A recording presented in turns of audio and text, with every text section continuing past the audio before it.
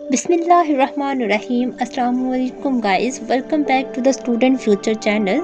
आज की वीडियो का टॉपिक है कि आप फैमिली वीज़ा कैसे अप्लाई कर सकते हैं कोरिया में।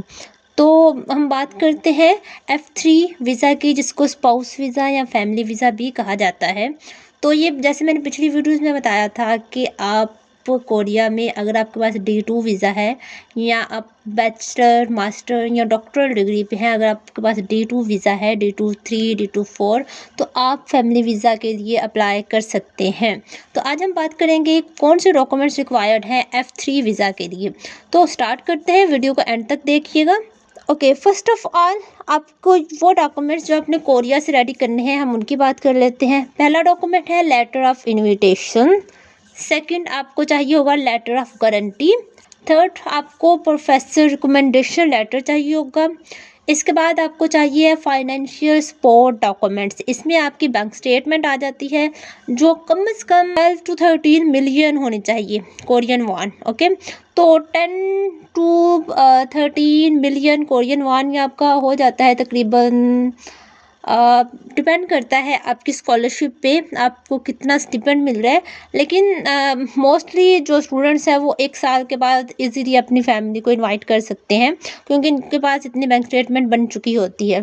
तो ये आप देख लें, अगर आपकी स्कॉलरशिप बहुत अच्छी है तो आप इससे पहले भी इनको बुला सकते हैं। तो कम से कम आपकी जो बैंक स्टेटमेंट है वो 10 मिलियन कोरियन वॉन होनी चाहिए। इससे ज़्यादा जितनी होगी उतनी बेस्ट है।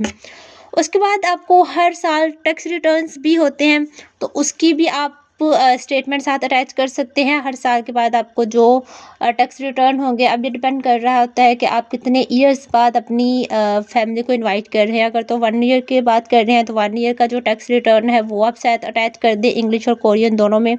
इसके अलावा अगर आप 2 ईयर्स के बाद इन्वाइट कर रहे हैं तो आप उसके अकॉर्डिंग वो टैक्स रिटर्न्स की स्टेटमेंट्स अटैच कर दें। उसके बाद आ जाती है इसमें सैलरी स्लिप्स। आपकी सैलरीज आपको मिलती हैं पर मंथ, सैलरी स्लिप्स साथ अटैच कर दीजिएगा। देन आपको अपने एकेडमिक डॉक्यूमेंट्स वो अटैच करने हैं। उसके बाद हाउस रेंट एग्रीमेंट आपके पास होना चाहिए।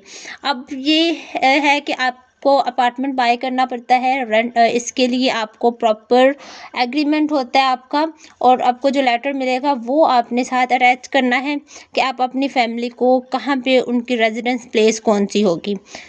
देन जो दूसरे डॉक्यूमेंट्स रिक्वायर्ड है उसमें पासपोर्ट, ARC और स्टूडेंट कार्ड की कॉपी आ जाएगी। तो ये कुछ डॉक्यूमेंट्स हैं जो आपने कोरिया से रेडी करने हैं।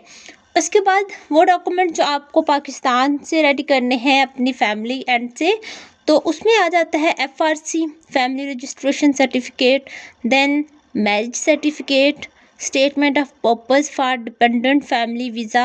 या अपने अच्छे से स्टेटमेंट पर्पस आपका, मोस्टली जो वीज़ाज़ हैं मैं बार बार यही बताती हूँ कि मोस्टली वीज़ाज़ आपके डिपेंड ही स्टेटमेंट ऑफ पर्पस पे कर रहे होते हैं। अगर आप स्टडी वीज़ा के लिए अप्लाई कर रहे हैं देन तब भी आपका जो स्टेटमेंट ऑफ पर्पस है उसका 80% इसी पे आता है, आपका वीज़ा का रिजल्ट। और बाकी अगर किसी और पर्पज़ के लिए आप इनवाइट कर रहे हैं then also depend on statement of purpose. और उसके बाद जो है पासपोर्ट और ID कार्ड की कॉपीज आ जाती हैं इसमें। तो ये कुछ डॉक्यूमेंट्स हैं जो आपको कोरिया से और पाकिस्तान से प्रिपेयर करने हैं, देन आपको वीज़ा अप्लाई करना होगा। ओके, तो ये थी आज की शॉर्ट सी वीडियो। बेस्ट ऑफ लक, अल्लाह हाफिज़।